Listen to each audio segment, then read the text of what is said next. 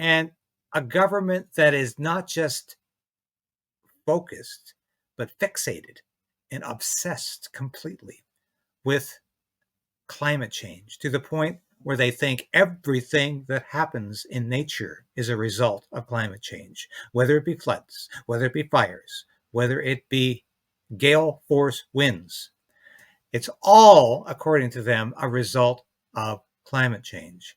They have completely lost any degree of common sense. And they're looking for this catastrophic disaster that's coming because of the climate crisis. And everything is distracted to that. Now, talking about climate change, did you know farmers are really worried about climate change? They're not worried about the carbon tax, even though that's impoverishing them. Just listen to Stephen Guilbeault here. And as he talks yesterday, Monday, in question period, about the farmers he's talking to. Now, folks out there couldn't believe this. Speaker, if the Conservatives had an ounce of intellectual integrity, they would admit to Canadians that 97% of fuel used on farms where there is pollution pricing is not taxed by the federal government, first of all. Secondly, do you know what I've been doing, Mr. Speaker, recently? I've been meeting with farmers from Quebec, Alberta, Nova Scotia. I've been meeting with grain farmers, cattle farmers. They don't talk to me about carbon pricing. They talk to me about the hundreds of millions of dollars due to impacts from climate change in the farming sector in the country. Rubbish, balderdash. You really think he's talking to farmers are telling him they're not worried about the carbon tax?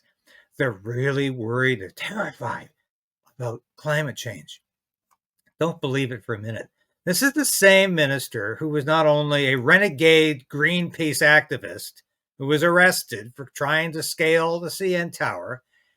This is the same minister who said he had letters from people praising him, thanking him for introducing the carbon tax. And when an access to information request demanded he supply those letters, he come up with them, well, Guilbeault couldn't find them. They had disappeared. And, you know, we really wish this minister would disappear because, I mean, just have a look at some of these charges.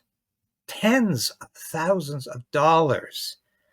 Charges for natural gas. Carbon tax charges for the use of natural gas that farmers are using to heat their barns. Where did Guilbeault get this 97% is not affected? We don't know.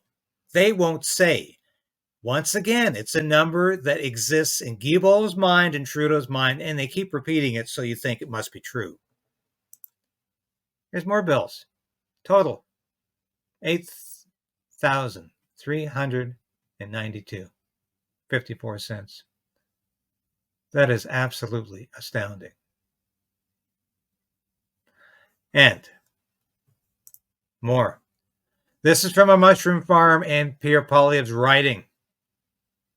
Look at those numbers. These people are paying tens of thousands of dollars in carbon tax charges. They're not getting the rebate. They're not getting this back in their pockets. And neither are 8 out of 10 Canadians whom this government consists are getting the rebate back. And they're getting more back in the rebate than they're putting out in the carbon tax. And it's a lie. And they know it's a lie. The Parliamentary Budget Officer has indicated that most Canadians are getting the short end of the stick from the carbon tax. Stop calling it a carbon rebate because it's utter nonsense. And they know it. They know it. The Liberals know it. This is a government that's desperate to find some way of buying back a public that has grown not only cold, but completely hostile to this government.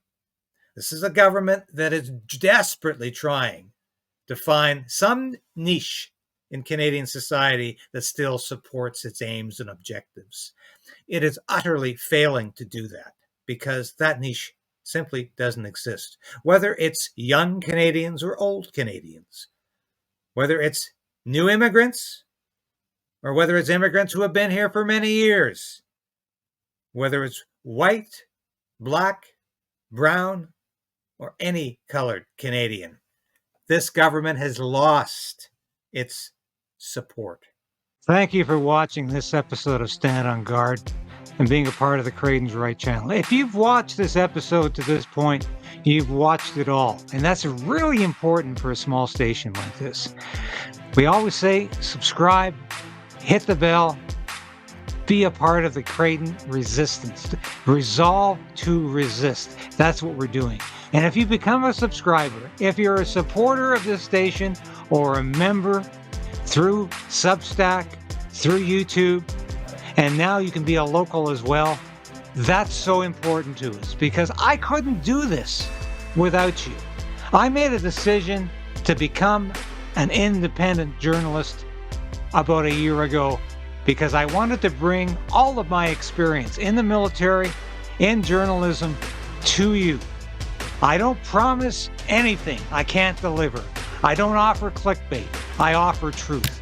The truth is out there, and it's my job to bring that truth to light and to you.